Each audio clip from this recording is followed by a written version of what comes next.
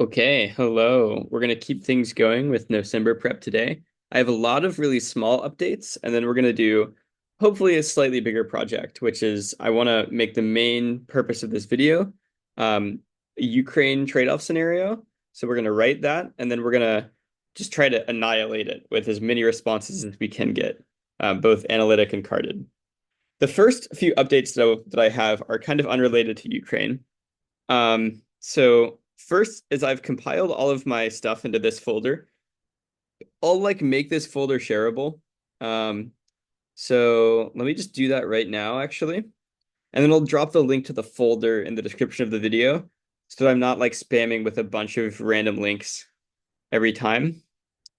And I'll make every document within the folder also shareable in the same way. So now everyone should have access to every document in this folder, and I shouldn't have to worry about all the different links flying around. Cool. So with that out of the way, you might see that this folder has grown a little bit. I've done a few things since last time. The first thing that I've done is I was talking about this after the day two video, but I wanted to add this like weird politics argument. Um, I described it as like a hanging politics link in the drills argument. So I just went ahead and added that with just a few cards. Um, oh, this is the wrong doc. This one, US politics. Okay. So it's just a little bit of weighing, sort of, that can link into other escalation scenarios. I guess it's not really even weighing. It's just like a link into other US-China escalation scenarios. So the argument is, US military support causes China to react in a lot of different ways. And you don't even need to run military exercises or drills explicitly. That can just be your example that proves the broader claim with some evidence. And the idea is that whenever the US has stronger military support, it causes this sort of chain reaction, like a positive feedback loop, where China reacts, and then China's reaction puts it in the spotlight for US domestic politics as well, which sort of forces US leaders, like Congress people, the president, etc., especially during elections like right now, to focus more on China and step up and escalate their aggressive rhetoric against China to not appear like they're being weak on the China problem, which causes them to make decisions that are not strategically the best, from a military geopolitical standpoint, but are better for appeasing their domestic audiences. And that in turn causes this sort of spiraling effect. Because like the way that you can think about international relations is that all of the leaders who are deciding things in geopolitics, they are sitting at two tables at once. Like they're sitting at the negotiating table with the other side. So the US is sitting at the negotiating table with China, deciding whether or not to escalate against China or reduce tensions with China, appease China, for example. But both Xi Jinping and Biden, I mean, obviously, like a bunch of other leaders within the establishment as well, but we'll use these people as figureheads to just prove the point, to sort of illustrate it. Both of them are also sitting at their own table with their domestic audiences as well. They're constantly flipping back and forth between being outward facing and making decisions that impact the relationship between the two countries, and being inward facing and looking at the reactions from their domestic audience as well. Um, it's more apparent for the US because we're like a democracy, I guess. And so obviously the politicians in power, they need to do something to appease their voters. Also like lobbyists, right? So they're looking at the reactions of powerful groups who control politics in the US. And then but it's the same for Xi Jinping. You know, it's like not really a democracy in China, obviously, but he still has a selectorate, which means he still has a group of people in China that he relies on to be happy in order for him to keep in power. Like, that's the military, it's other elites in the CCP. If he loses popularity among enough people, then he no longer has power. And so he has to make some people in China happy, and maintain his legitimacy and his legacy and other things that he cares about. Which means that when you have this decision by the US to step up, it causes this sort of spiraling escalation that's driven by the inward facing tables that these leaders are at. It's driven by the domestic audiences, like proving to your domestic audience that you're better than the other candidate in the US, for example, and proving that to your domestic audience that you are legitimate and that you follow through on your promises, in China's case. And so those are things that are not really like the domestic audiences, the constituents, they don't really, I mean, honestly, like, American voters who are kind of fucking stupid, And so we don't really, understand geopolitics. Most of the American voters who are, that like the candidates depend on for support, they don't really understand geopolitics the way that the candidates might. So it causes the leaders in the US, for example, and in China to make decisions that are just not calculated to be the right decision in terms of geopolitics, but are calculated instead to be the right decision in terms of domestic politics. And this causes this weird kind of political security dilemma. So we've got the link here. This is just an example. You can use any kind of argument to link into this, as long as the argument has anything to do with China escalating.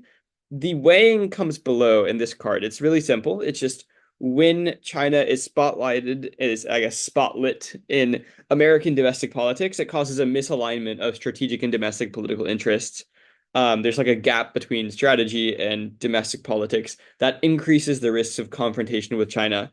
And I say in the tag across the board, the card doesn't really say that, but logically it makes sense, right? Like this would structurally cause the US because of the election of more aggressive candidates, but also because of the incentives that those candidates then take on to follow through with their promises to their constituents.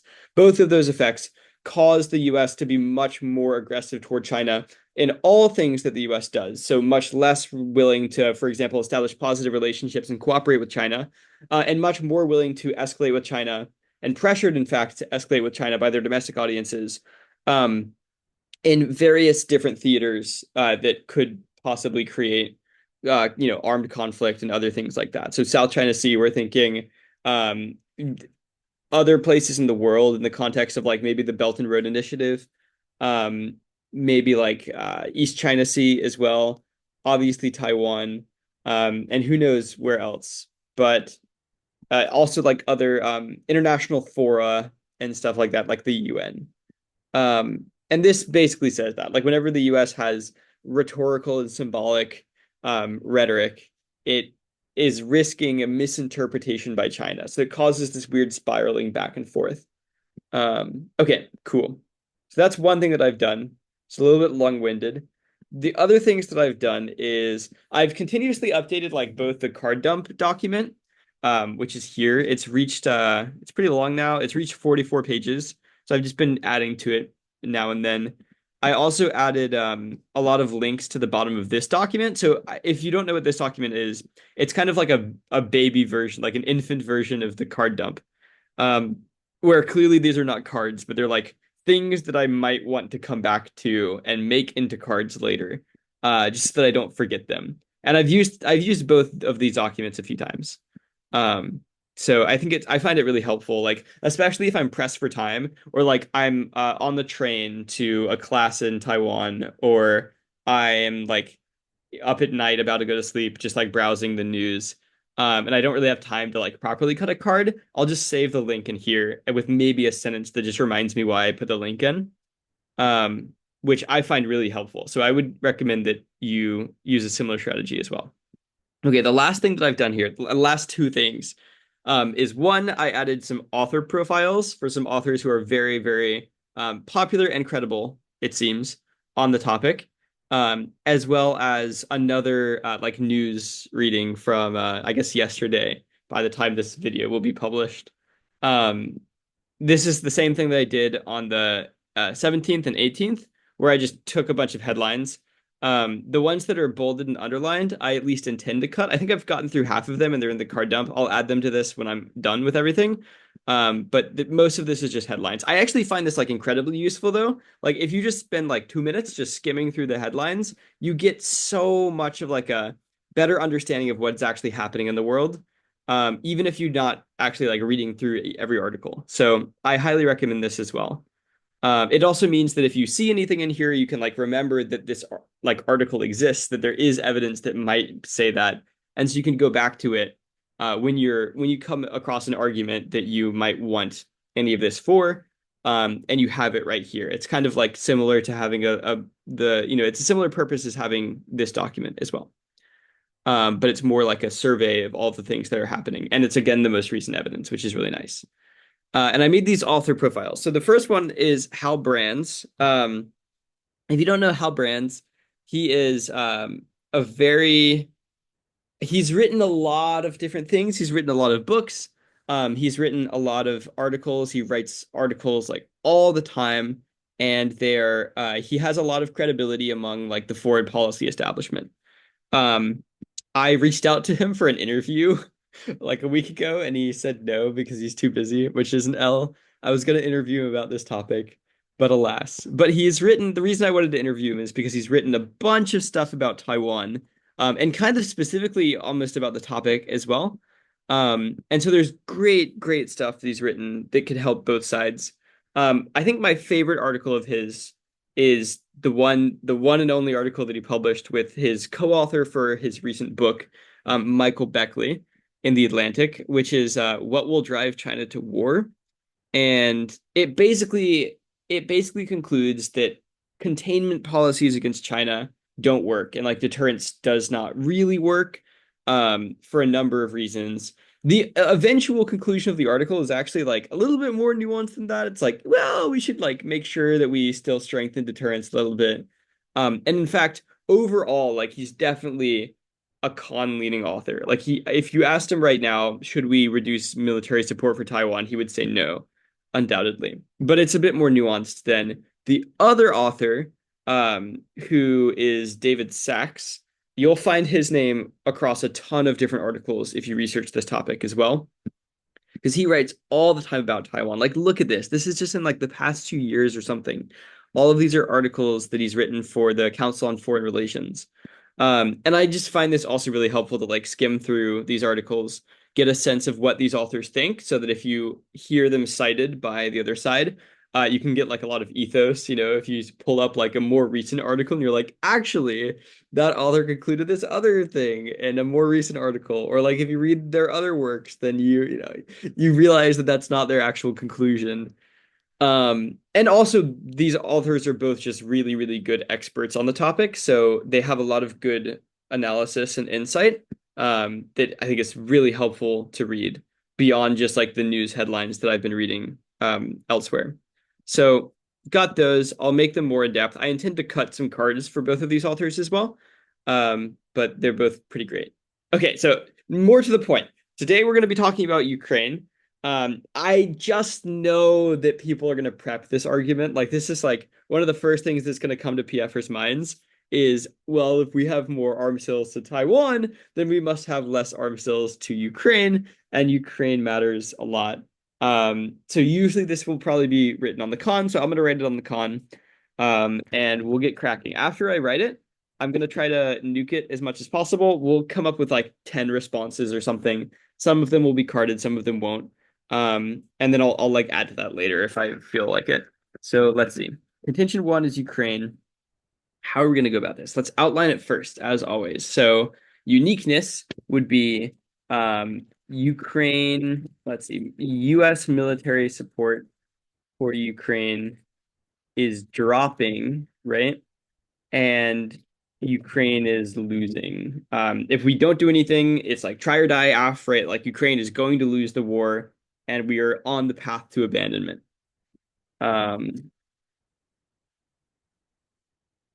That uniqueness is going to be hard to find because I actually don't think that's true from what I've read about Ukraine recently. At least, like, obviously politicians are always going to say like, no, we would never abandon Ukraine. There's some evidence that like our actions toward Ukraine have been dwindling, but yeah, we'll see. I think that uniqueness, you're gonna have to like really power tag it if you want it to say like this. But we can get by with something that is true, that is slightly less explicit, and still make this argument just fine, I think. So let's see. What's the second slide? The link is pretty clear here, which is I guess it would be really nice to link it to the uniqueness in order to get the link. As in, like, we could say the reason why Ukraine is lacking support is because Taiwan is taking away those arms, or because of arguments that say that we need to increase military support for Taiwan. Because that's going to be easier to find a card on than the converse of that, or whatever. Converse, I don't know. Then the argument that says like, we're not going to find a card that says reducing military support to Taiwan gives more military support to Ukraine. I just don't think that's going to happen. So all we need to do is find something that says like there is a direct trade-off between Taiwan and Ukraine military support.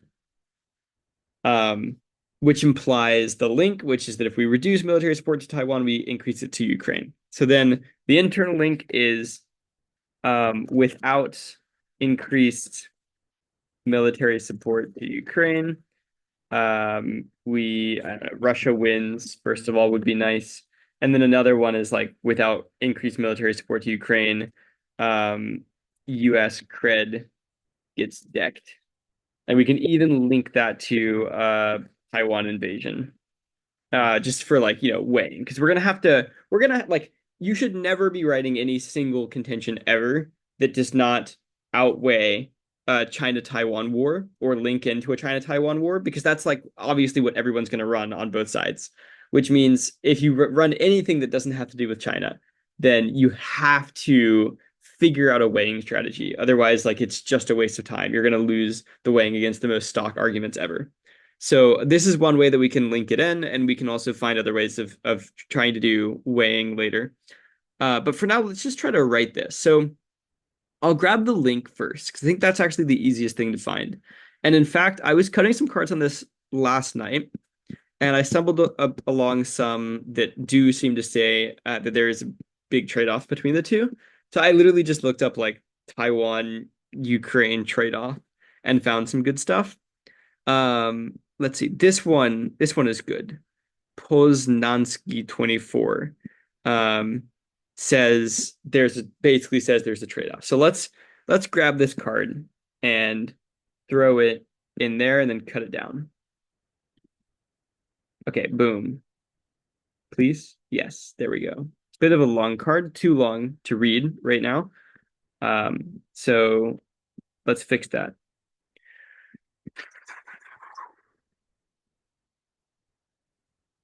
Yeah, let's see. Let's see. We don't need any of this. We could say, actually, I like a growing chorus because it implies that the uniqueness gets bigger in the future. Because realistically, the uniqueness is not going to be that great, guys, right? Like, we're not going to find something that says Ukraine is being abandoned right now. It's just not true. So instead, we have to settle with something that's like Ukraine is on the path to being abandoned later.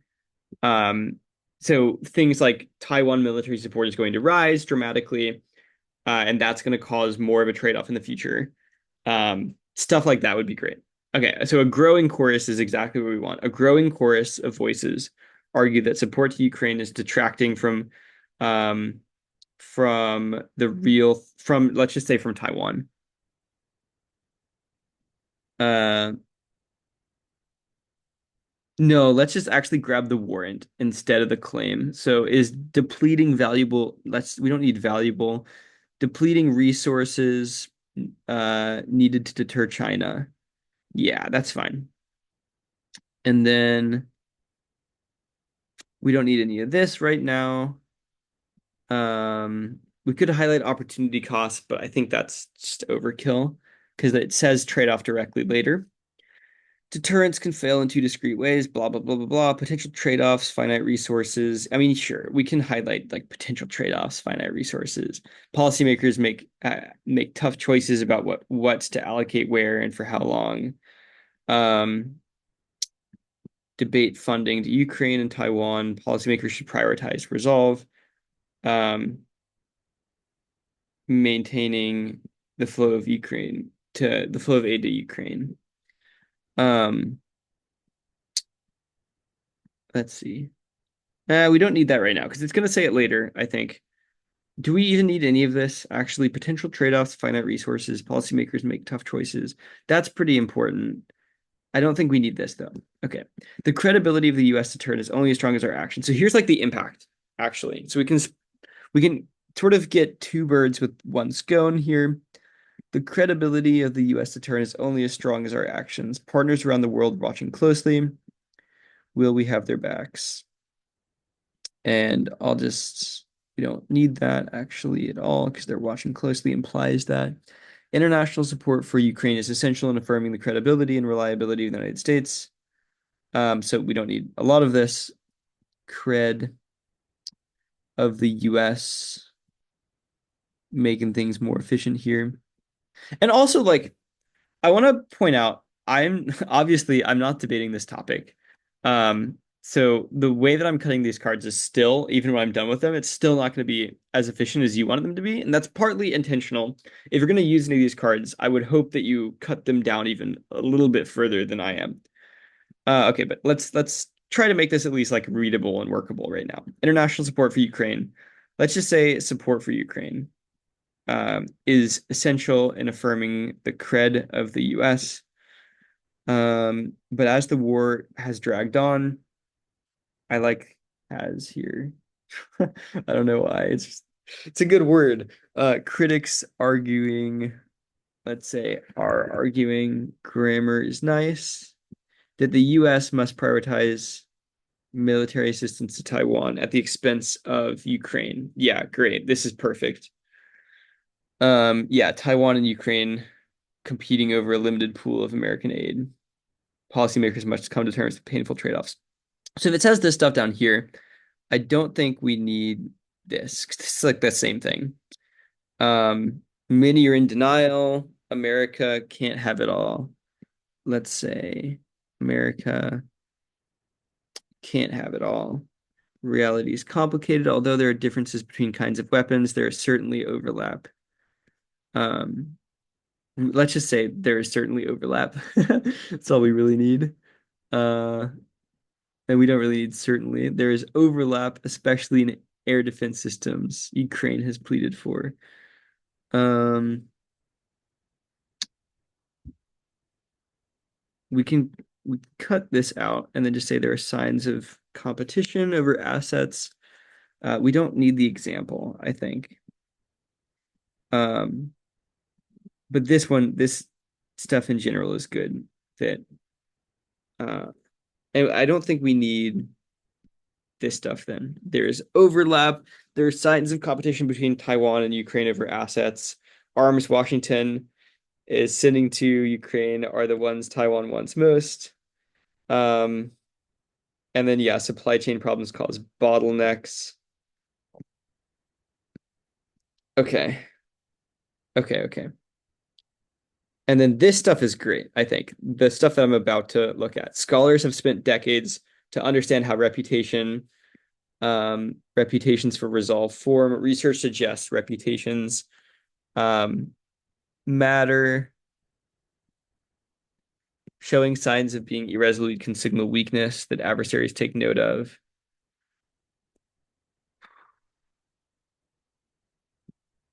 Yeah, we don't need this because that's kind of the counterfactual world. Prematurely abandoning Ukraine would send a signal that the US lacks willpower to endure a protracted fight, would raise doubts about whether the US would intervene in a war with Taiwan. Um, yeah, more consequential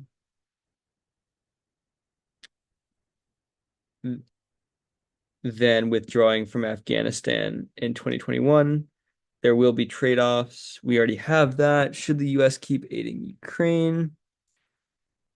Um, I mean, this is just the conclusion. Or would it be better to safeguard resources for Taiwan? Uh, Policymakers should opt for the former.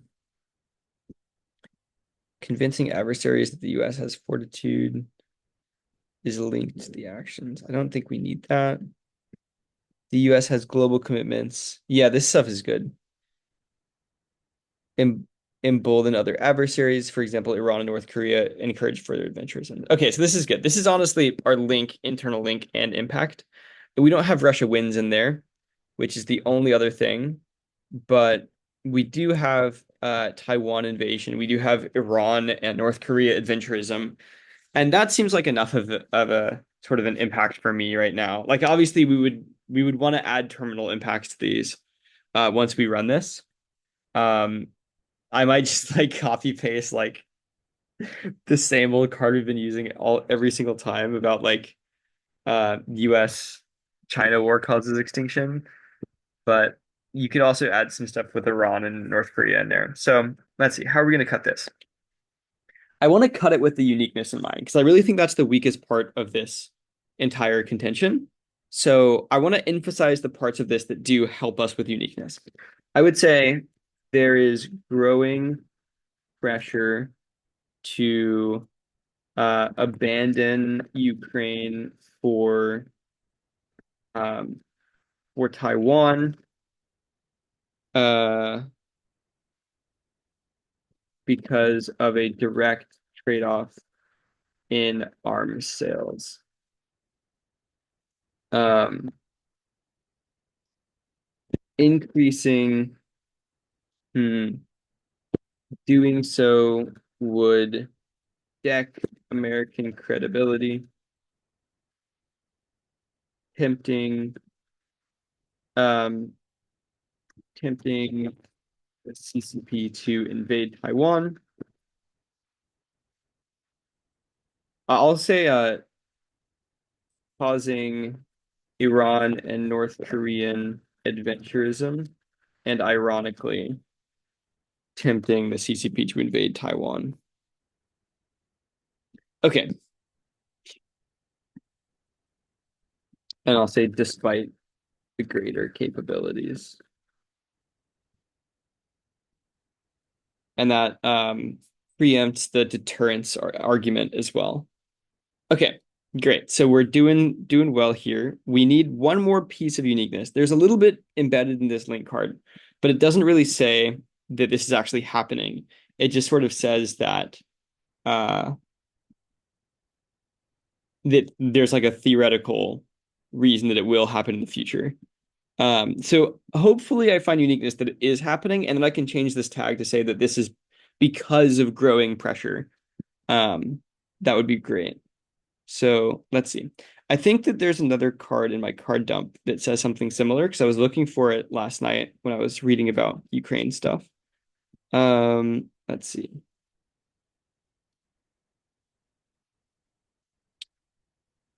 Taiwan will require trade-offs. Oh, this is a response that we'll cut later. Yeah, this one is good. So the aid packages to Ukraine have been smaller. Let's throw that in there and see if there's anything good in here. U.S. military aid packages for Ukraine have been smaller in recent months. The equipment the Pentagon is willing to send Kiev from its own inventory has dwindled. Shift comes amid concerns about U.S. military readiness. Pentagon lacks the inventory it is willing to deliver. Okay, so I'll say U.S. military aid for Ukraine. Uh, smaller, smaller in recent months. The equipment, let's see. Um, equipment the Pentagon is willing to send.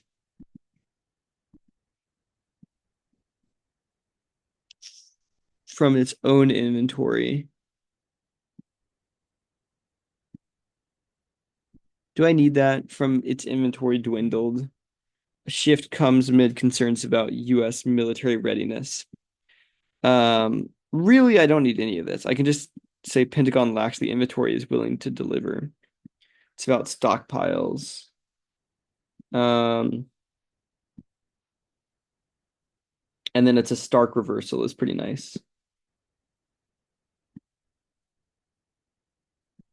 Ukraine is feeling the impact. Zelensky said allies were moving too slowly and warned of a significant shortfall.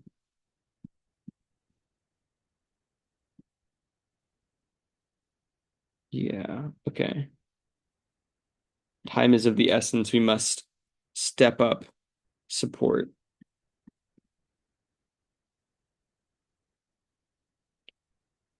And this is sort of redundant with time is of the essence. Okay, cool. So this is good.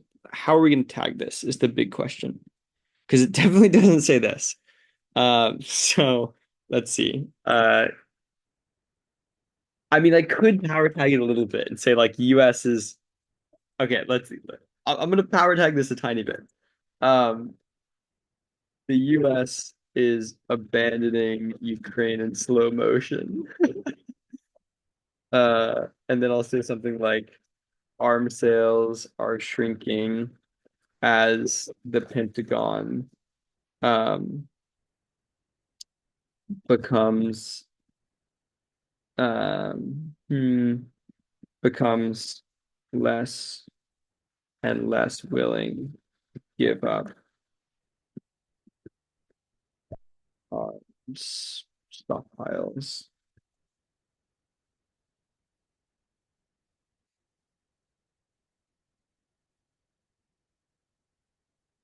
Yeah. And then I'll say something like with dire consequences.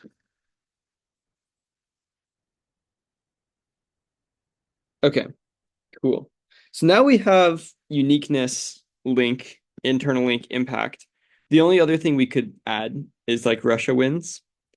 Um, I don't even know if that's really necessary. Like to be honest, this could be a two card contention.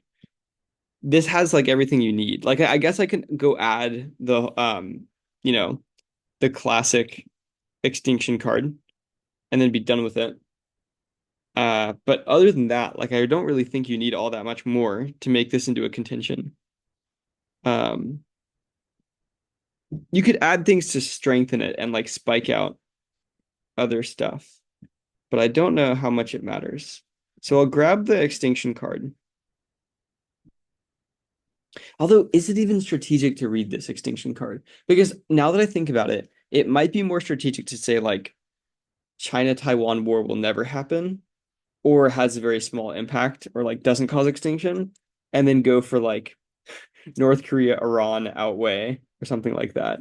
Like rogue states more likely to cause extinction. Um I'll check if there's anything out there. North Korea, greatest threat. I find something like that. This just does a little bit of weighing. A grave and growing threat.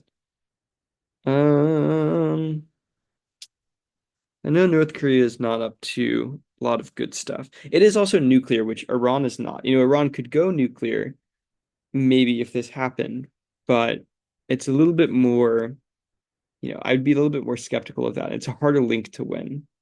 So let's see. And oh, this is actually good uniqueness because we can say that the adventurism is already happening right now. Because I know that North Korea is cooperating a lot more with Russia right now. In Ukraine, actually, ironically. So let's see. Although, you know, we've got stuff like this from Biden saying it's not really. Let's see. This is good. Missile launches and threat to peace and stability. Yeah, okay. Let's see. A threat like no other is actually, that sounds good. That sounds good. Let's see. That sounds like comparative, you know? So, and this is good uniqueness too. You know, it's happening now.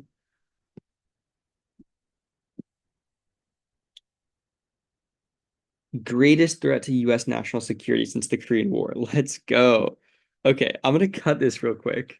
I don't know how much I need, but I'll cut some of this at least. Definitely that line is a banger because you can like leverage that as pretty good weighing. Is this just Victor? Yeah, this is just Victor. Okay. So paste that in.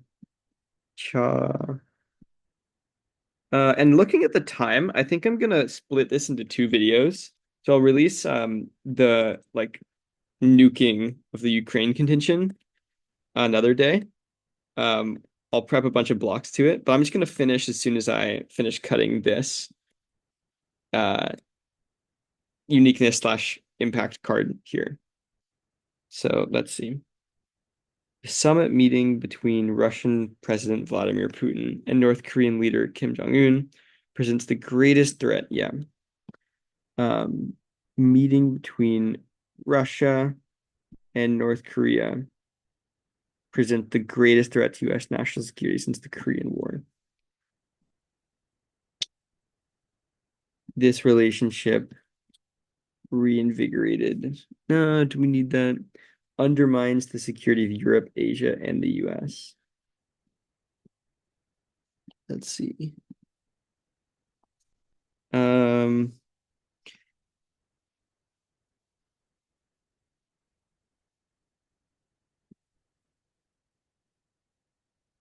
Matter of deep concern.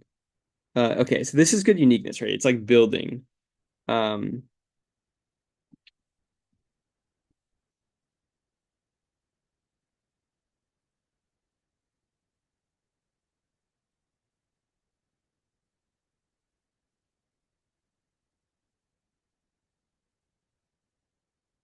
okay, let's see.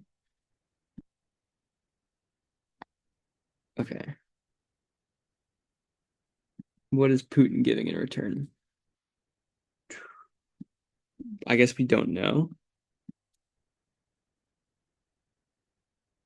Oh, Moscow may be dropping long-held non-proliferation norms and it's dealing with North Korea. Okay, cool.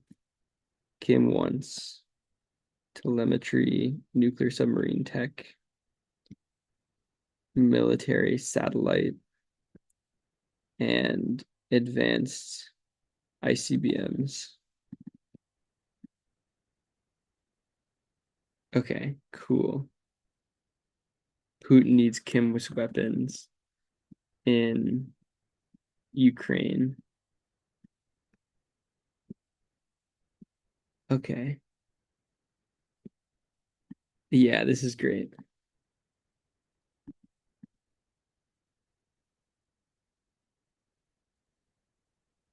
I don't know how much the rest of this matters. Uh,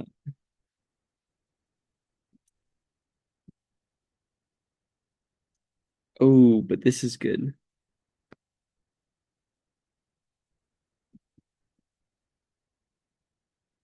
Okay.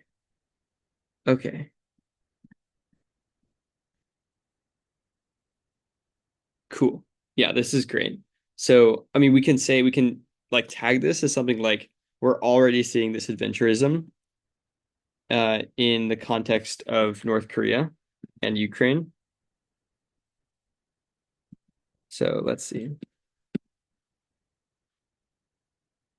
We are already seeing North Korean adventurism as a consequence. Um, Cozying the, let's see, Russian North North Korea alliance poses the greatest threat for security and comes with enhanced nuclear technology and eroded non-proliferation norms ripe for conflict. Okay, cool. And then we could like throw in an extinction card at the end. But I think this is good. This is pretty nice. Let's retag the second card real quick to line it up with the first one. So, um, Taiwan military support is the problem. There is, yeah, perfect. Um, then we need to reverse course quickly. Uh, now to save face, to save Ukraine and our cred. Okay, and then we've got ourselves a case. Okay, perfect. So I hope that you enjoyed this video. I'm gonna leave the link to the full folder in the description, and then hopefully tomorrow I will release like 10 or so responses and my whole thought process and prepping those responses to this contention, which I think will be helpful because I think you'll see this a lot And I don't actually think it's a great argument. So I think I've made it work a little bit here, but I think there are many more holes than there is good content. So hopefully I can expose that next time. But thanks for tuning in, and I'll see you next time. Bye bye.